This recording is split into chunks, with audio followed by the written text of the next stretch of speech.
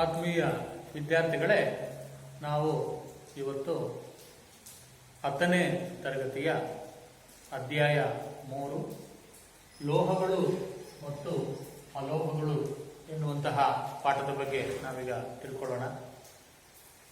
ಇಲ್ಲಿ ನೀವೆಲ್ಲ 9ನೇ ತರಗತಿಯಲ್ಲಿ ತಿಳ್ಕೊಂಡಿದ್ದೀರಿ ಧಾತುಗಳು ಅಂದ್ರೆ ಏನು ಅಂತ ಹೇಳ್ಬಿಟ್ಟು. ಧಾತು ಅಂದ್ರೆ ಏನಪ್ಪಾ ಅಂದ್ರೆ ಒಂದೇ ರೀತಿಯ ಪರಮಾಣುವಿನಿಂದ ಮಾಡಲ್ಪಟ್ಟಿರುವಂತಹ ವಸ್ತುವನ್ನ ಧಾತು ಅಂತ ಕರಿತೀವಿ. ಇಲ್ಲಿ ಧಾತುಗಳಿಗೆ ನಾವು ಉದಾಹರಣೆಗಳನ್ನು ಕೊಡ್ತಾ ಹೋದ್ರೆ ಆಕ್ಸಿಜನ್ನು, ಹೈಡ್ರೋಜನ್ನು, ಕಬ್ಬಿಣ, ತಾಮ್ರ, ನಿಕ್ಕಲ್, ಈ ರೀತಿ ಸುಮಾರು 108 ಧಾತುಗಳನ್ನ ನಾವೀಗ ಹೊಂದಿದ್ದೀವಿ. ಇದುವರೆಗೂ 108 ಧಾತುಗಳನ್ನು ಪತ್ತೆ ಮಾಡಿದ್ದಾರೆ. ಅದರಲ್ಲಿ ಕೆಲವು ಕೃತಕ ಧಾತುಗಳು, ಕೆಲವು ನೈಸರ್ಗಿಕವಾದಂತಹ ಧಾತುಗಳು. ಈ ನಿಸರ್ಗದಲ್ಲಿ ಸಿಗುವಂತಹ ಧಾತುಗಳ ಸಂಖ್ಯೆ ಸುಮಾರು 92. ಇನ್ನುಳಿದ ಧಾತುಗಳು ಪ್ರಯೋಗಾಲಯದಲ್ಲಿ ಕೃತಕವಾಗಿ ತಯಾರಿಸ್ತಾರೆ.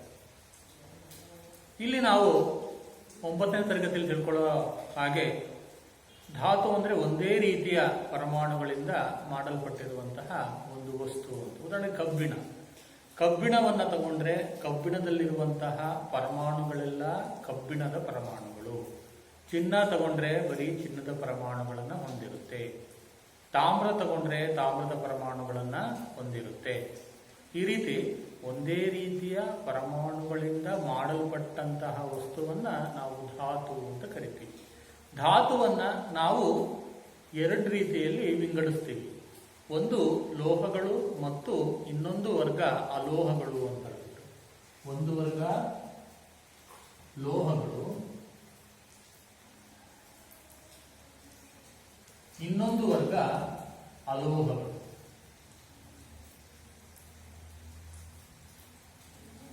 ಈ ಲೋಹಗಳು ಮತ್ತು ಅಲೋಹಗಳನ್ನು ಯಾವ ಆಧಾರದ ಮೇಲೆ ವರ್ಗೀಕರಿಸಿದ್ದಾರೆ ಅನ್ನೋ ಒಂದು ಡೌಟ್ ಬರುತ್ತದೆ. ಏನು ಲೋಹಗಳು ಮತ್ತು ಅಲೋಹಗಳನ್ನು ಯಾವ ಆಧಾರದ ಮೇಲೆ ವರ್ಗೀಕರಿಸಿದ್ದಾರೆ ಅನ್ನೋದನ್ನ ನಾವು ಈ ಒಂದು ಚಾಪ್ಟರ್ ಅಲ್ಲಿ ತಿಳಿತಾ ಹೋಗ್ತೀವಿ. ಅಲ್ಲದೆ ಈ ಲೋಹಗಳು ಮತ್ತು ಅಲೋಹಗಳ ಗುಣಲಕ್ಷಣಗಳನ್ನ ನಾವು ಬಳಸಿಕೊಂಡು ಎಲ್ಲೆಲ್ಲಿ ಈ ಲೋಹಗಳು ಮತ್ತು ಅಲೋಹಗಳನ್ನ ಬಳಸ್ಕೊಳ್ತೀವಿ ಅನ್ನೋದ್ರ ಬಗ್ಗೆಯೂ ಕೂಡ ನಾವು ಈ ಒಂದು ಅಧ್ಯಾಯದಲ್ಲಿ ತಿಳ್ಕೊಳ್ತಾ ಹೋಗ್ಬೇಕು.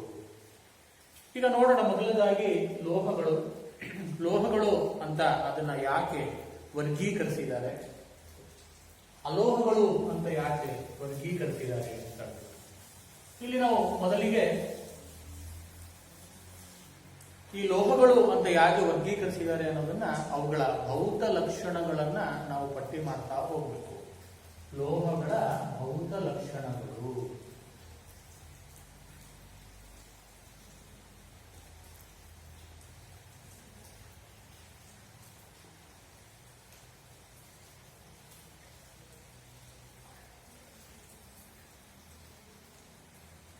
ಲೋಹಗಳ ಭೌತ ಲಕ್ಷಣಗಳು ಏನು? ಫಿಸಿಕಲ್ ಪ್ರಾಪರ್ಟೀಸ್ ಆಫ್ ಮೆಟಲ್ಸ್ ಅಂತ.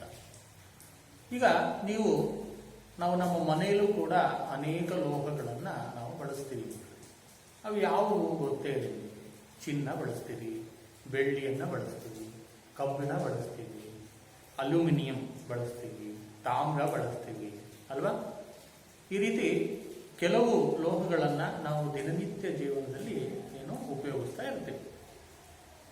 ಇಲ್ಲಿ ನಾವು ನೋಡಿದಾಗ ನಿಮ್ಮ ಮನೆಯಲ್ಲಿ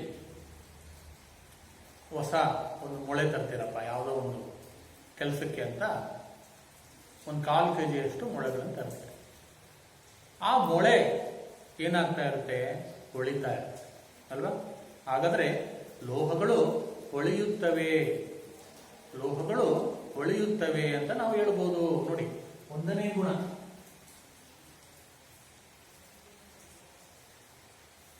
ಲೋಹಗಳು ಹೊಳೆಯುತ್ತವೆ.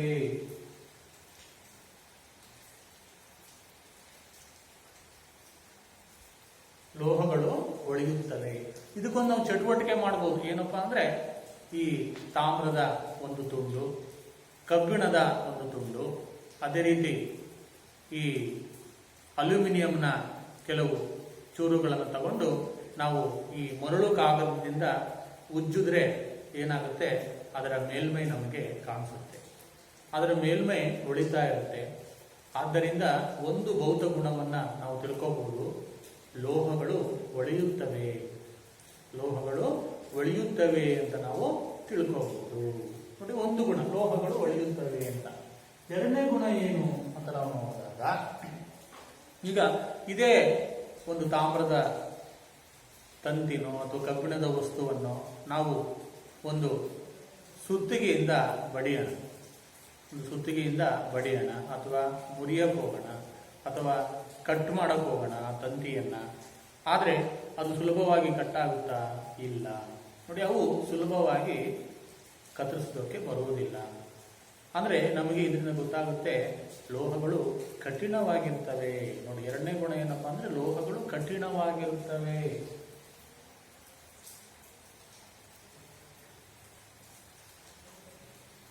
ಲೋಹಗಳು ಕಠಿಣವಾಗಿರುತ್ತವೆ.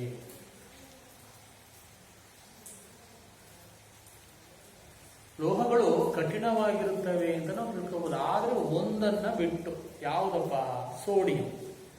ಸೋಡಿಯಮ್ಮು ಕಠಿಣವಾಗಿರೋದಿಲ್ಲ. ಒಂದು ಸೋಡಿಯಂ ಚೂರು ತಗೊಂಡು ನಾವು ಅದನ್ನ ಚಾಕುವಲ್ಲಿ ಕಟ್ ಮಾಡಿದ್ರೆ ಸೋಡಿಯಂ ಕಟ್ಟಾಗುತ್ತೆ. ಅಂದ್ರೆ ಅದು ಕಠಿಣನ ಅಲ್ಲ. ನೋಡಿ, ಅದು ಒಂದು ಅಪವಾದ. ಸೋಡಿಯಂ ಬಿಟ್ಟರೆ ಪೊಟ್ಯಾಷಿಯಮ್ಮು ಕೂಡ ಅಷ್ಟೇ, ಅದನ್ನು ಕೂಡ ನಾವು ಚಾಕುವಿನಿಂದ ಕತ್ತರಿಸಬಹುದು. ನೋಡಿ, ಈ ರೀತಿ ಪ್ರಶ್ನೆ ಕೇಳಬಹುದು ನಿಮಗೆ. ಇದು ವಿಶೇಷ ಗುಣ, ಇದಕ್ಕೆ ಅಪವಾದ ಅಂತ ನಾವು ಕರಿತೀವಿ. ಲೋಹಗಳು ಕಠಿಣವಾಗಿರ್ತವೆ ಅಂತ ನಾವು ಹೇಳ್ತೀವಿ.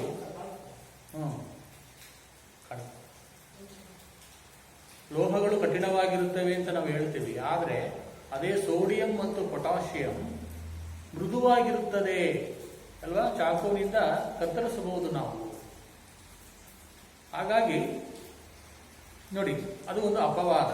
ಅದೇ ಚಿನ್ನ, ಬೆಳ್ಳಿ, ಕಬ್ಬಿಣ, ಅಲ್ಯೂಮಿನಿಯಂ, ತಾಮ್ರ ಇವೆಲ್ಲ ಲೋಹಗಳನ್ನು ಕತ್ತರಿಸೋಕೆ ಬರಲ್ಲ, ಅವು ಕಠಿಣವಾಗಿರ್ತವೆ ಅಲ್ವಾ? ನೋಡಿ, ಇನ್ನೊಂದು ಗುಣ, ಎರಡನೇ ಗೊತ್ತಾಯಿತು ಕಠಿಣವಾಗಿರ್ತವೆ. ಆದರೆ ಯಾವುದನ್ನು ಹೊರತುಪಡಿಸಿ ಸೋಡಿಯಂ ಅಥವಾ ಪೊಟ್ಯಾಷಿಯಂ ಹೊರತುಪಡಿಸಿ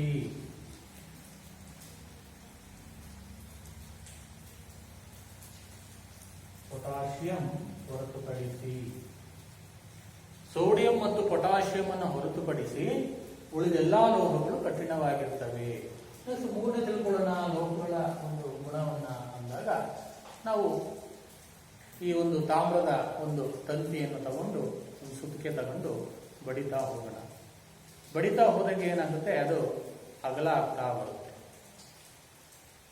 ಈ ಗುಣವನ್ನ ನೋಡಿ, ಅದೇ ರೀತಿ ಕಬ್ಬಿಣ ತಗೊಳ್ಳಿ, ಅದೇ ರೀತಿ ಅಲ್ಯೂಮಿನಿಯಂ ತಗೊಳ್ಳಿ, ಸುತ್ತಿಗೆಯಿಂದ ಬಡಿತಾ ಹೋದ್ರೆ ಅದು ಅಗಲ ಆಗ್ತಾ ಹೋಗುತ್ತೆ. ಅಂದ್ರೆ ಏನಾಯ್ತು? ಹಾಳೆಗಳಾಯ್ತು. ಅಂದ್ರೆ ಯಾವ ಗುಣ ಇದು? ಲೋಹಗಳು ಕುಟ್ಯ ಗುಣವನ್ನ ಹೊಂದಿವೆ. ನೋಡಿ, ಲೋಹಗಳು ಕುಟ್ಯ ಗುಣವನ್ನ ಹೊಂದಿವೆ. ಕಟ್ಟಾಗೋದಿಲ್ಲ, ಹಾಳೆ ಆಗ್ತಾ ಹೋಗುತ್ತೆ.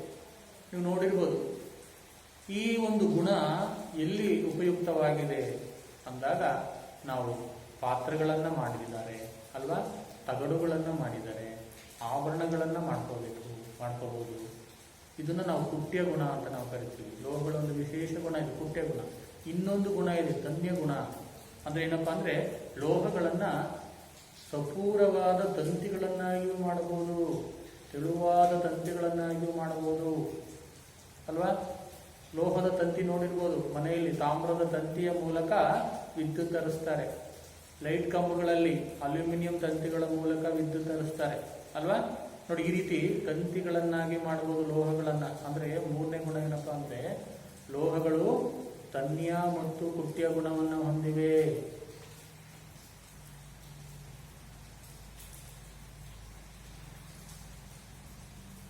ಲೋಹಗಳು ತನ್ಯ ಮತ್ತು ಕುಟ್ಯ ಗುಣ ಹೊಂದಿವೆ.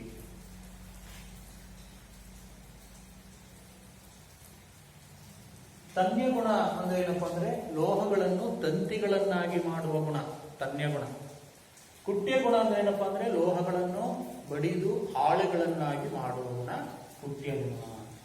ತನ್ಯ ಗುಣ ಅಂದ್ರೆ ಲೋಹಗಳನ್ನು ತಂತಿಗಳನ್ನಾಗಿ ಮಾಡುವ ಗುಣ, ಕುಟ್ಯ ಗುಣ ಅಂದ್ರೆ ಲೋಹಗಳನ್ನು ಹಾಳೆಗಳನ್ನಾಗಿ ಮಾಡುವ ಗುಣ. ಈ ಒಂದು ಗುಣಗಳಿಂದಾಗಿ ನಾವು ಲೋಹಗಳನ್ನ ವ್ಯಾಪಕವಾಗಿ ಬಳಸಲು ಕಾರಣವಾಗಿದೆ ನೋಡಿ ಮಕ್ಕಳು, ಅಲ್ವಾ? ಇಲ್ಲಾಂದ್ರೆ ಈ ಗುಣ ಇಲ್ಲ ಅಂದ್ರೆ ನಾವು ಲೋಹಗಳನ್ನ ಪಾತ್ರೆಗಳ ತಯಾರಿಕೆಯಲ್ಲಿ ಬಳಸೋದಕ್ಕೆ ಸಾಧ್ಯವಿರಲಿಲ್ಲ, ಆಭರಣಗಳ ತಯಾರಿಕೆಯಲ್ಲಿ ಬಳಸೋದಕ್ಕೆ ಸಾಧ್ಯವಿರಲಿಲ್ಲ. ಅದೇ ನೀವು ಅತಿ ಹೆಚ್ಚು ತನ್ಯ ಮತ್ತು ಕುಟ್ಯ ಗುಣ ಹೊಂದಿರುವಂತ ಲೋಹ ಯಾವುದಪ್ಪ ಇದರಲ್ಲಿ ಅಂದ್ರೆ ಚಿನ್ನ. ಯಾವುದು? ಚಿನ್ನ ಅತಿ ಹೆಚ್ಚು ತನ್ಯ ಮತ್ತು ಕುಟ್ಯ ಗುಣವನ್ನು ಹೊಂದಿರುತ್ತದೆ.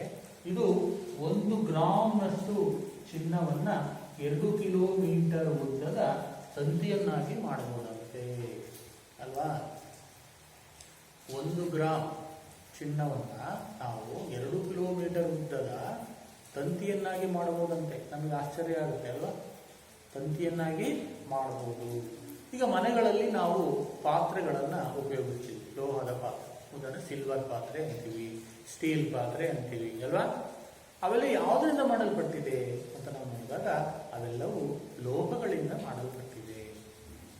ಹಾಗಾದ್ರೆ ನೋಡಿ, ಅಲ್ಲಿ ಅನ್ವಯವಾಗುವಂತ ಗುಣ ಯಾವುದು ಅಂತ ನಾವು ನೋಡಿದಾಗ ಅದು ಕುಟ್ಯ ಗುಣ. ಆ ಕುಟ್ಯ ಗುಣದಿಂದಾಗಿ ಅವನ್ನ ನಾವು ಪಾತ್ರೆಗಳನ್ನಾಗಿ ಮಾಡ್ಕೋಬೇಕು. ನಾವು ನೋಡಿ, ಅವ್ರ ಪಾತ್ರೆಗಳನ್ನಾಗಿ ಮಾಡೋಕ್ಕಿಂತ ಮುಂಚೆ ಅದನ್ನೇನ್ ಮಾಡಬೇಕು? ಅಗಲವಾದ ಹಾಳೆಗಳನ್ನಾಗಿ ಮಾಡ್ಕೋಬೇಕು. ನಂತರ ಆಯಾ ವಿವಿಧ ಆಕಾರಕ್ಕೆ ಅದನ್ನ ಬದಲಾಯಿಸಿಕೊಳ್ಬಹುದು. ಹಾಗಾಗಿ ಈ ಕುಟ್ಯ ಗುಣ, ಪಾತ್ರೆಗಳಲ್ಲಿರುವಂತಹ ಗುಣ ಯಾವುದಪ್ಪ ಅಂತ ಕುಟ್ಯ ಗುಣವನ್ನ ಅಲ್ಲಿ ಬಳಸಿರುವಂತದ್ದು. ತಾಮ್ರದ ತಂತಿಯಲ್ಲಿ ಯಾವ ಗುಣವನ್ನು ಬಳಸಿದ್ದಾರೆ ಅಂತ ನಾವು ನೋಡಿದಾಗ ತಾಮ್ರದ ತಂತಿಯಲ್ಲಿ ಏನು ತನ್ಯ ಗುಣವನ್ನ ಬಳಸಿದ್ದಾರೆ. ಅಲ್ಯೂಮಿನಿಯಂ ತಂತಿಯಲ್ಲಿ ಯಾವ ಗುಣವನ್ನು ಬಳಸಿದ್ದಾರೆ ಅಂತ ನೋಡಿದಾಗ ಅಲ್ಯೂಮಿನಿಯಂನಲ್ಲಿ ಅಲ್ಲೂ ಕೂಡ ತನ್ಯ ಗುಣವನ್ನ ಬಳಸಿದ್ದಾರೆ, ಅಲ್ವಾ? ಈ ರೀತಿ ಹೇಳ್ಬೋದು ನಾವು ತನ್ಯ ಗುಣವನ್ನ ಎಲ್ಲೆಲ್ಲಿ ಬಳಸಿದ್ದಾರೆ ಅಂತ ನಾವು ನೋಡ್ತಾ ಹೋಗ್ಬೋದು. ಇನ್ನು ಮುಂದಿನ ಒಂದು ಗುಣಕ್ಕೆ ಬರೋಣ. ಒಂದು ತಂತಿಯನ್ನು ತಗೊಂಡು ನಾವೇನ್ ಮಾಡೋಣ, ಆ ಒಂದು ಆಧಾರ ಸ್ತಂಭಕ್ಕೆ ಒಂದು ತಂತಿಯನ್ನು ಸಿಕ್ಸೋಣ. ಒಂದು ಆಧಾರ ಸ್ತಂಭಕ್ಕೆ ತಂತಿಯನ್ನು ಸಿಕ್ಕಿಸಿ ಅದನ್ನ ನಾವು ಕಾಯಿಸ್ತಾ ಹೋಗೋಣ. ಇದಕ್ಕೆ ಒಂದು ಪಿನ್ ಅನ್ನ ಇಟ್ರೆ, ಈಗ ತಂತಿಯನ್ನು ಕಾಯಿಸ್ತಿದ್ದೀವಿ, ಒಂದು ಪಿನ್ ಅನ್ನ ಇಟ್ಕೊಂಡಿದ್ದೀವಿ. ನಾವು ಕಾಯಿಸ್ತಿರೋದು ಯಾವುದಕ್ಕೆ? ಒಂದು ಅಲ್ಯೂಮಿನಿಯಂ ತಂತಿಗೆ. ಅದ್ರ ಪಕ್ಕ ಇನ್ನೊಂದು ಪಿನ್ ಅನ್ನ ಇಟ್ಟಿದ್ದೀವಿ. ಏನಾಗುತ್ತೆ? ನಾವು ಇದನ್ನು ಕಾಯಿಸ್ತಾ ಹೋಗ್ತಿರ್ತೀವಿ, ಅಲ್ವಾ? ನಾವು ಇದನ್ನು ಕಾಯಿಸ್ತಾ ಹೋಗ್ತಿದ್ದಂಗೆ ಏನಾಗುತ್ತೆ? ಇದು ಬಿಸಿ ಆಗುತ್ತೆ, ನಂತರ ಪಿನ್ನು ಕೂಡ ಬಿಸಿಯಾಗಿರುತ್ತೆ. ಯಾಕೆ? ಏನಂತ ತಿಳ್ಕೊಬಹುದು ನಾವು ಇದನ್ನ ಅಂತ ನೋಡಿದಾಗ, ಲೋಹವು ಉತ್ತಮ ಉಷ್ಣವಾಹಕ ಅಂತ ತಿಳ್ಕೊಬಹುದು ನಾವು. ಲೋಹಗಳು ಉತ್ತಮ ಉಷ್ಣವಾಹಕ ಅಂತ ನಾವು ತಿಳ್ಕೊಬಹುದು ಇದರಿಂದ. ನೋಡಿ, 4ನೇದು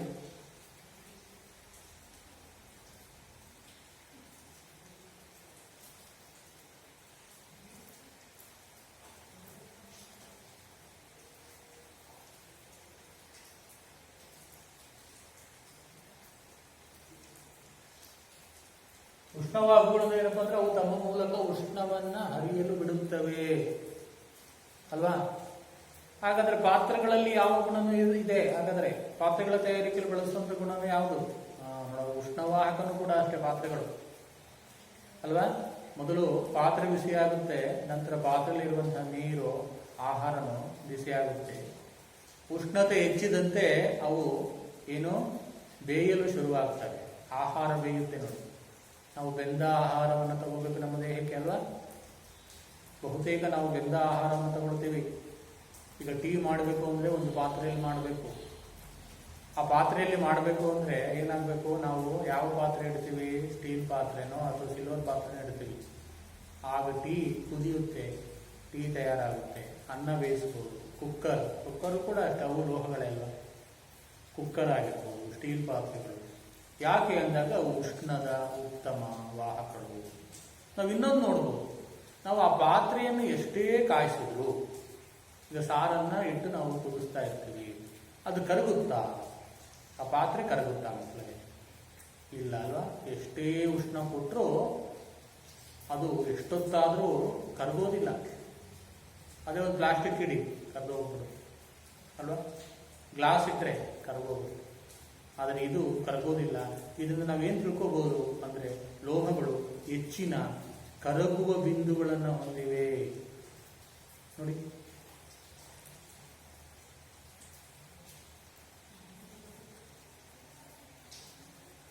ಹೆಚ್ಚಿನ ಕರಗುವ ಮತ್ತು ಕುದಿ ಬಿಂದುಗಳನ್ನು ಹೊಂದಿವೆ.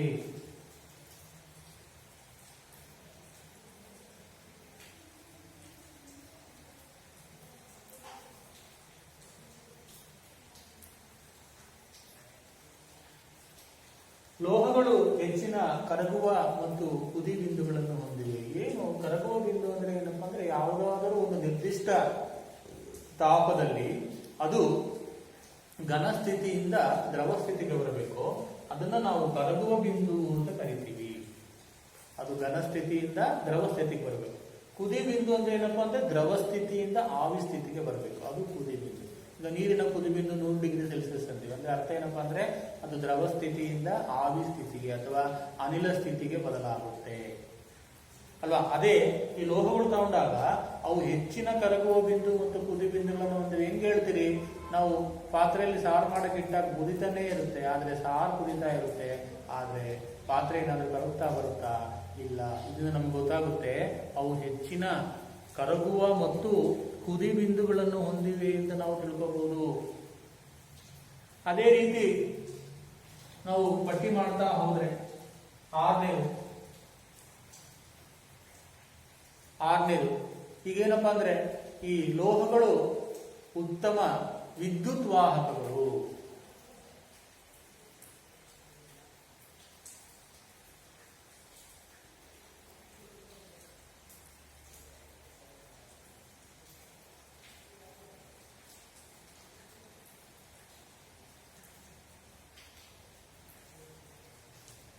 ಲೋಹಗಳು ಉತ್ತಮ ವಿದ್ಯುತ್ ವಾಹಕಗಳು. ವಿದ್ಯುತ್ ವಾಹಕ ಅಂದ್ರೆ ಏನಪ್ಪಾ ಅಂದ್ರೆ ತಮ್ಮ ಮೂಲಕ ವಿದ್ಯುತ್ತನ್ನು ಹರಿಸುತ್ತವೆ. ಈಗ ಮನೆಯಲ್ಲಿ ವೈರೊಳಗೆ ಯಾವ ತಂತಿಯನ್ನು ಬಳಸ್ತಾರಪ್ಪ ಅಂತ ನೋಡಿದಾಗ ತಾಮ್ರದ ತಂತಿಯನ್ನು ಬಳಸ್ತಾರೆ. ಅದೇ ರೀತಿ ಲೈಟ್ ಕಂಬಗಳಲ್ಲಿ ಇರುವಂತ ತಂತಿ ಯಾವ್ದಪ್ಪ ಅಂದ್ರೆ ಅಲ್ಯೂಮಿನಿಯಂ ತಂತಿ ಅಲ್ವಾ. ಯಾಕಪ್ಪ ಬಳಸ್ತಾರೆ ಅಂದ್ರೆ ಅವು ತಮ್ಮ ಮೂಲಕ ವಿದ್ಯುತ್ತನ್ನ ಸರಾಗವಾಗಿ ಹರಿಸ್ತಾರೆ. ಯಾವ ಲೋಹಗಳು ಉತ್ತಮ ಉಷ್ಣ ಮತ್ತು ವಿದ್ಯುತ್ ವಾಹಕಗಳು ಅಂತ ನೋಡಿದಾಗ ಬೆಳ್ಳಿ ಮತ್ತು ತಾಮ್ರ ಲೋಹಗಳಲ್ಲೇ ಅತ್ಯಂತ ಉತ್ತಮ ವಿದ್ಯುತ್ ವಾಹಕಗಳು ಅಂತ ನಾವು ತಗೊಂಡು ಹೋದ್ರೆ ಅದು ಉದಾಹರಣೆ ಯಾವುದಪ್ಪ ಅಂದ್ರೆ ಬೆಳ್ಳಿ ಮತ್ತು ತಾಮ್ರಗಳು ಉತ್ತಮ ಉಷ್ಣ ಮತ್ತು ವಿದ್ಯುತ್ ವಾಹಕಗಳು. ನೋಡಿ, ಆ ಒಂದು ತಾಮ್ರ ಮತ್ತು ಬೆಳ್ಳಿ ಅಥವಾ ಲೋಹಗಳ ಗುಣ ಅದು ಇಲ್ಲ ಅಂದಿದ್ರೆ ನಮಗೆ ರಾತ್ರಿ ವೇಳೆಯಲ್ಲಿ ಬೆಳಕನ್ನು ಹೇಗೆ ಪಡಿಬೇಕಾಗ್ತಿತ್ತು? ಏನು ಮೆಣದಬತ್ತಿಯಿಂದನೋ ಅಥವಾ ಸೀಮೆ ಎಣ್ಣೆ ದೀಪದಿಂದನೋ ಅಥವಾ ಏನು ಎಣ್ಣೆಯ ದೀಪದಿಂದನೋ ನಾವೇನು ಮಾಡಬೇಕಿತ್ತು? ಬೆಳಕನ್ನು ಪಡಿಬೇಕಿತ್ತು. ಈ ಲೋಹಗಳ ಈ ಒಂದು ಗುಣ ಇರ್ಲಿಲ್ಲ ಅಂದಿದ್ರೆ ಅಲ್ವಾ, ನಾವು ಆಹಾರವನ್ನು ಹೇಗೆ ಬೇಯಿಸಬೇಕಾಗ್ತಿತ್ತು? ಮಣ್ಣಿನ ಮಡಿಕೆಯಲ್ಲೇ ಮಾಡಬೇಕಿತ್ತು, ಆಹಾರವನ್ನು ಬೇಯಿಸಬೇಕಿತ್ತು. ಹಿಂದಿನ ಕಾಲದಲ್ಲಿ ಮಣ್ಣಿನ ಮಡಿಕೆ ಇತ್ತು ಅನ್ನೋದಕ್ಕೆ ಇದು ಒಂದು ಸಾಕ್ಷಿ. ಲೋಹಗಳ ಬಗ್ಗೆ ಗೊತ್ತಿರಲಿಲ್ಲ ಅನ್ಸುತ್ತೆ, ಹಾಗಾಗಿ ಅದನ್ನು ಈಗಲೂ ಕೂಡ ಈ ಮಣ್ಣಿನ ಮಡಿಕೆಯಲ್ಲಿ ಆಹಾರವನ್ನು ಬೇಯಿಸೋದನ್ನ ನೋಡಿರ್ಬೋದು ನೀವು ಅಲ್ವಾ. ಈಗಲೂ ಕೂಡ ಬೇಯಿಸ್ತಾರೆ, ಆದರೆ ಅದನ್ನ ಕ್ಯಾರಿ ಮಾಡೋದಾಗಿರ್ಬೋದು, ಬಳಸೋದಾಗಿರ್ಬೋದು ಸ್ವಲ್ಪ ಹುಷಾರಾಗಿ ನಾವು ಬಳಸಬೇಕಾಗುತ್ತೆ. ಗಾಜು ಇವೆಲ್ಲವೂ ಕೂಡ ಅದೇ ಲೋಹಗಳನ್ನು ನಾವು ಹೇಗೆ ಬೇಕೋ ಅದು ಬಳಸ್ಬೋದು ಅಲ್ವಾ. ಈ ಲೋಹಗಳಲ್ಲಿ ಅತ್ಯಂತ ಉತ್ತಮ ಉಷ್ಣ ಮತ್ತು ಉತ್ತಮ ವಿದ್ಯುತ್ ವಾಹಕಗಳಿಗೆ ಉದಾಹರಣೆ ಯಾವುದಪ್ಪ ಅಂದ್ರೆ ಬೆಳ್ಳಿ ಮತ್ತು ತಾಮ್ರಗಳು.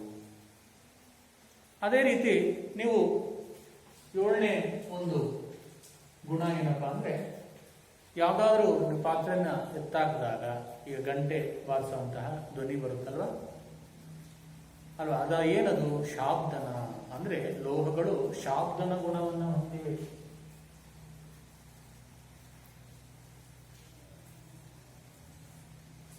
ಶಾಬ್ದನ ಗುಣ ಅಂದ್ರೆ ಏನಪ್ಪಾ ಅಂದ್ರೆ ಲೋಹಗಳು ಶಬ್ದವನ್ನು ಉಂಟು ಮಾಡುತ್ತವೆ.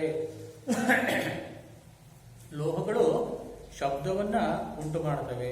ಈ ಗುಣವನ್ನ ನಾವು ಲೋಹಗಳ ಶಾಬ್ದನ ಗುಣ ಅಂತ ಕರಿತೀವಿ. ನೋಡಿ, ಇವೆಲ್ಲ ವಿಶೇಷ ಗುಣಗಳು ಲೋಹಗಳದು ವಿಶೇಷ ಗುಣಗಳು. ಅದೇ ನಾವು ಹೇಳ್ತೀವಿ ಲೋಹಗಳು ಅತಿ ಹೆಚ್ಚಿನ ಕರಗುವ ಬಿಂದುಗಳನ್ನು ಹೊಂದಿವೆ ಅಂತ. ಆದರೆ ಕೆಲವು ಲೋಹಗಳ ಕರಗುವ ಬಿಂದು ತುಂಬಾ ಕಡಿಮೆ. ಅವು ಅಂಗೈಯಲ್ಲಿ ಇಟ್ಕೊಂಡ್ರೆ ಸಾಕು, ಅವು ಕರಗ್ತವೆ. ಉದಾಹರಣೆಗೆ ಯಾವುದು ಕರಗುವಂಥದ್ದು? ಗ್ಯಾಲಿಯಂ ಮತ್ತು ಸೀಸಿಯಂ ಅಂಗೈನ ಉಷ್ಣತೆಗೆ ಕರಗ್ತವೆ. ಅದೇ ರೀತಿ ಪಾದರಸ ಅನ್ನೋದು ಅದು ಒಂದು ದುರ್ಬಲ ವಾಹಕ, ವಿದ್ಯುತ್ ಮತ್ತು ಉಷ್ಣದ ದುರ್ಬಲ ವಾಹಕ ಪಾದರಸ. ಈ ರೀತಿ ಅಪವಾದಗಳು ಕೂಡ ಇದೆ ಲೋಹಗಳಲ್ಲಿ. ಆಮೇಲೆ ಲೋಹಗಳು ಈ ಕೊಠಡಿಯ ತಾಪದಲ್ಲಿ ಘನ, ದ್ರವ, ಅನಿಲ, ಘನ ಸ್ಥಿತಿಯಲ್ಲಿ ಸಿಗುವಂಥದ್ದು, ಬಹುತೇಕ ಘನ ಸ್ಥಿತಿಯಲ್ಲಿ ಸಿಗುವಂಥದ್ದು ಪಾದರಸ, ಗ್ಯಾಲಿಯಂ. ಇವೆಲ್ಲ ಏನಪ್ಪಾ ಅಂದ್ರೆ ಈ ಕೊಠಡಿಯ ಉಷ್ಣತೆಯಲ್ಲಿ ದ್ರವ ರೂಪದಲ್ಲಿ ಸಿಗ್ತವೆ. ನಾವು ಇಷ್ಟು ತಿಳ್ಕೊಂಡ್ವಿ. ನಾವು ಏನು ಲೋಹಗಳ ಭೌತ ಲಕ್ಷಣಗಳನ್ನು ತಿಳ್ಕೊಂಡ್ವಿ.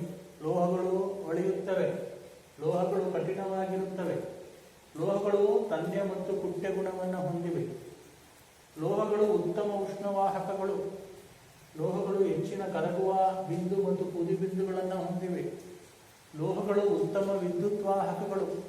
ಅದೇ ರೀತಿ ಲೋಹಗಳು ಶಾಬ್ದನ ಗುಣವನ್ನು ಹೊಂದಿವೆ. ನೋಡಿ, ಇಲ್ಲಿ ಕೆಲವು ಪದಗಳು ಬರ್ತವೆ. ಏನು ಪದಗಳು? ತನ್ಯ ಮತ್ತು ಕುಟ್ಯ. ತನ್ಯ ಅಂದ್ರೆ ಏನು? ಲೋಹಗಳನ್ನು ತಂತಿಗಳನ್ನಾಗಿ ಮಾಡುವ ಗುಣ. ಕುಟ್ಯ ಗುಣ ಅಂದ್ರೆ ಏನು? ಲೋಹಗಳನ್ನು ಆಳುಗಳನ್ನಾಗಿ ಮಾಡುವ ಗುಣ. ಅದೇ ರೀತಿ ಚಿನ್ನ ಅತಿ ಹೆಚ್ಚು ತನ್ಯ ಮತ್ತು ಕುಟ್ಯ ಗುಣವನ್ನು ಹೊಂದಿರುವಂತಹ ಲೋಹಗಳು ಉತ್ತಮ ಉಷ್ಣವಾಹಕಗಳು. ಆದರೆ ಪಾದರಸ ದುರ್ಬಲ ವಾಹಕ. ಲೋಹಗಳು ಹೆಚ್ಚಿನ ಕರಗುವ ಮತ್ತು ಕುದಿ ಬಿಂದುಗಳನ್ನು ಹೊಂದಿವೆ, ಆದರೆ ಪಾದರಸ ಇವೆಲ್ಲವೂ ಕೂಡ ಕಡಿಮೆ ಕರಗುವ ಬಿಂದುಗಳನ್ನು ಹೊಂದಿವೆ. ಅಂಗೈಯಲ್ಲಿದ್ದರೆ ಕರಗುವಂಥದ್ದು ಗ್ಯಾಲಿಯಂ ಮತ್ತು ಸೀಸಿಯಂ. ಲೋಹಗಳು ಉತ್ತಮ ವಿದ್ಯುತ್ ವಾಹಕಗಳು. ಈ ಗುಣವನ್ನು ನಾವು ಮನೆಗಳಲ್ಲಿ ವಿದ್ಯುತ್ ತಂತಿಗಳಲ್ಲಿ ಬಳಸ್ತೀವಿ. ಲೈಟ್ ಕಂಬಗಳಲ್ಲಿ ವಿದ್ಯುತ್ ತಂತಿಗಳಾಗಿ ಬಳಸ್ತಾರೆ.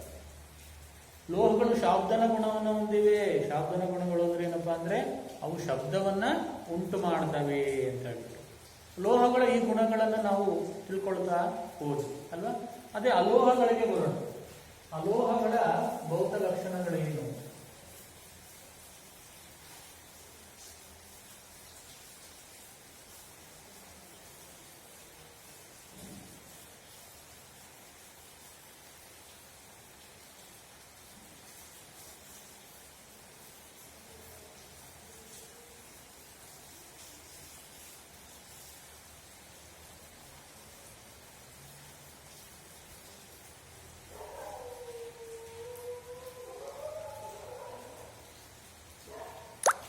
ಈ ಲೋಹಗಳನ್ನ ಏನು ತಿಳ್ಕೊಂಡ್ವಿ?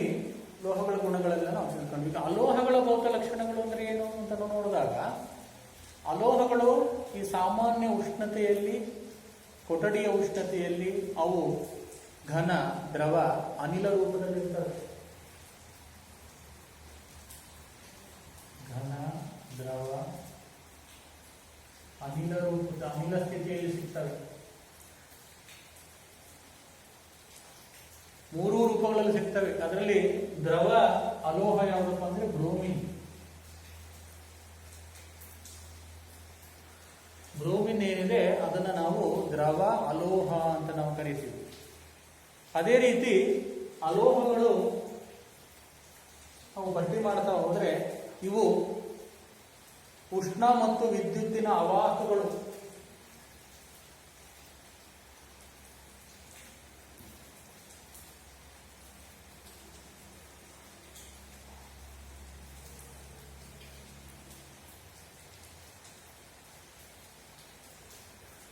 ಉಷ್ಣ ಮತ್ತು ವಿದ್ಯುತ್ನ ಅವಾಹಕಗಳು. ಮೂರನೇದು, ಇವು ತನ್ಯ ಮತ್ತು ಕುಟ್ಯ ಗುಣಗಳನ್ನು ಹೊಂದಿಲ್ಲ.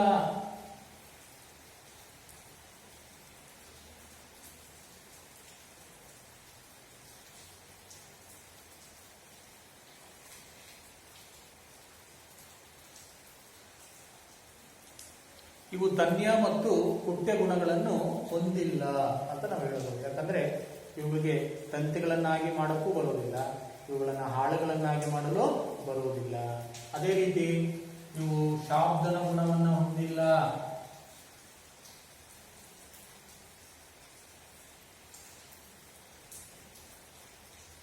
ಶಾಬ್ದನ ಗುಣ ಹೊಂದಿಲ್ಲ. ನೋಡಿ, ಉಷ್ಣ ಮತ್ತು ವಿದ್ಯುತ್ನ ಅವಾಹಕ ಅಂದಾಗ ಗ್ರಾಫೈಟ್ ಅನ್ನು ಹೊರತುಪಡಿಸಿ ನೋಡಿ, ಗ್ರಾಫೈಟ್ ಇದಕ್ಕೆ ಅಪವಾದ. ಗ್ರಾಫೈಟ್ ಒಂದು ಕಾರ್ಬನ್ನ ಬಹುರೂಪ. ಈ ಕಾರ್ಬನ್ನ ಬಹುರೂಪ ಆದ್ರೂ ಕಾರ್ಬನ್ ಬರುವುದು ಅಲೋಹಗಳಲ್ಲಿ, ಆದರೆ ಗ್ರಾಫೈಟ್ ತನ್ನ ಮೂಲಕ ಉಷ್ಣ ಮತ್ತು ವಿದ್ಯುತ್ತನ್ನ ಹರಿಸುತ್ತದೆ. ಇದು ಒಂದು ಅಪವಾದ. ಅದೇ ವಜ್ರ ಅತ್ಯಂತ ಕಠಿಣ ವಸ್ತು. ಪ್ರಕೃತಿಯಲ್ಲೇ ಅತ್ಯಂತ ಕಠಿಣ ವಸ್ತು ಯಾವುದಪ್ಪ ಅಂದ್ರೆ ವಜ್ರ. ಆ ವಜ್ರ ಯಾವುದರ ಬಹುರೂಪ ಅಂತ ನಾವು ನೋಡಿದಾಗ ಅದು ಕಾರ್ಬನ್ನಿನ ಬಹುರೂಪ ವಜ್ರ. ನಾವು ಲೋಹಗಳೇ ಕಠಿಣವಾಗಿರ್ತವೆ ಅಂತ ಹೇಳಿದ್ವಿ, ಆದರೆ ಅಲೋಹದಲ್ಲಿ ವಜ್ರವೂ ಕಠಿಣವಾಗಿದೆ ಅಲ್ವಾ? ಅಲೋಹಗಳಲ್ಲಿ ವಜ್ರವೂ ಕಠಿಣವಾಗಿದೆ. ಹಾಗಾಗಿ ಇದು ಅಪವಾದ. ವಜ್ರ, ಗ್ರಾಫೈಟು ಅವು ಅಲೋಹಗಳಿಗೆ ಅಪವಾದ ಆಗಿದೆ ಅಲ್ವಾ? ಅವು ಕಠಿಣವಾಗಿರ್ತವೆ. ಗ್ರಾಫೈಟ್ ತಮ್ಮ ಮೂಲಕ ವಿದ್ಯುತ್ ಮತ್ತು ಉಷ್ಣವನ್ನ ಹರಿಸ್ತವೆ ಅಂತ ಹೇಳಿದ್ರು. ಆಮೇಲೆ ಅದೇ ರೀತಿ ಇವು ತನ್ಯ ಮತ್ತು ಕುಟ್ಟೆ ಗುಣಗಳನ್ನ ಹೊಂದಿಲ್ಲ. ಅದೇ ಇವು ಶಾಬ್ದನ ಗುಣವನ್ನ ಹೊಂದಿಲ್ಲ ಅಲ್ವಾ? ಈ ರೀತಿ ಅಲೋಹಗಳಿಗೆ ತನ್ನದೇ ಆದಂತಹ ವಿಶೇಷ ಗುಣಗಳಿವೆ.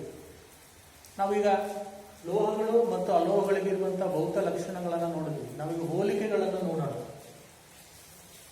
ಲೋಹಗಳು ಮತ್ತು ಅಲೋಹಗಳಿಗಿರುವಂತಹ ವ್ಯತ್ಯಾಸಗಳು.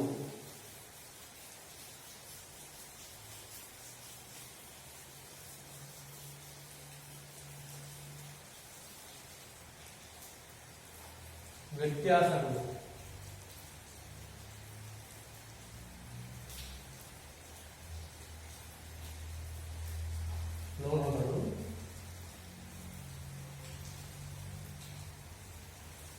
ಅಲೋಹಗಳು.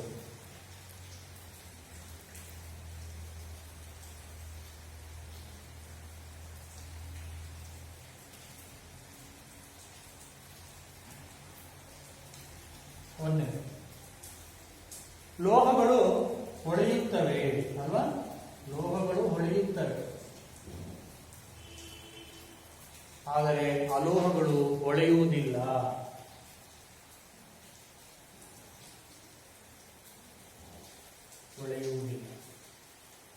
ಆದರೆ ಗ್ರಾಫೈಟ್, ಅಯೋಡಿನ್ ಹೊರತುಪಡಿಸಿ ಅವುಗಳ ಮೇಲ್ಮೈ ಹೊಳೆಯುತ್ತೆ. ಗ್ರಾಫೈಟು, ಅಯೋಡಿನ್ ಹೊರತುಪಡಿಸಿ ಉಳಿದವು ಹೊಳಿತವೆ ಅಲ್ವಾ? ಗ್ರಾಫೈಟ್ ಮತ್ತು ಅಯೋಡಿನ್ನ ಮೇಲ್ಮೈ ಹೊಳೆಯುತ್ತೆ, ಉಳಿದವು ಹೊಳೆಯುವುದಿಲ್ಲ. ಎರಡನೇದಾಗಿ ಇವು ಕಠಿಣವಾಗಿರುತ್ತವೆ. ಇವು ಕಠಿಣವಾಗಿರುವುದಿಲ್ಲ.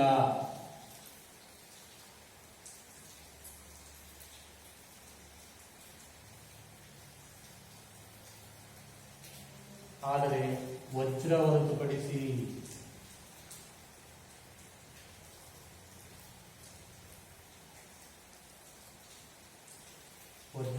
ಹೊರತುಪಡಿಸಿ ಮೂರನೇದು ಇವು ತನ್ಯ ಮತ್ತು ಕುಟ್ಟೆ ಗುಣ ಹೊಂದಿವೆ.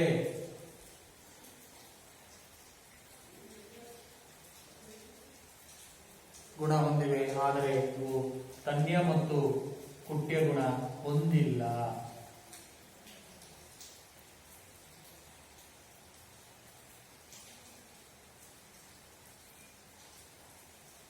ತನ್ಯ ಮತ್ತು ಕುಟ್ಯ ಗುಣ ಹೊಂದಿಲ್ಲ. ನಾಲ್ಕನೇದು ಇವು ಉಷ್ಣ ಮತ್ತು ವಿದ್ಯುತ್ತಿನ ಉತ್ತಮ ವಾಹಕಗಳು. ಉಷ್ಣ ಮತ್ತು ವಿದ್ಯುತ್ನ ಉತ್ತಮ ವಾಹಕಗಳು ಲೋಹಗಳು, ಆದರೆ ಇವು ವಾಹಕಗಳಲ್ಲ. ಗ್ರಾಫೈಟ್ ಹೊರತುಪಡಿಸಿ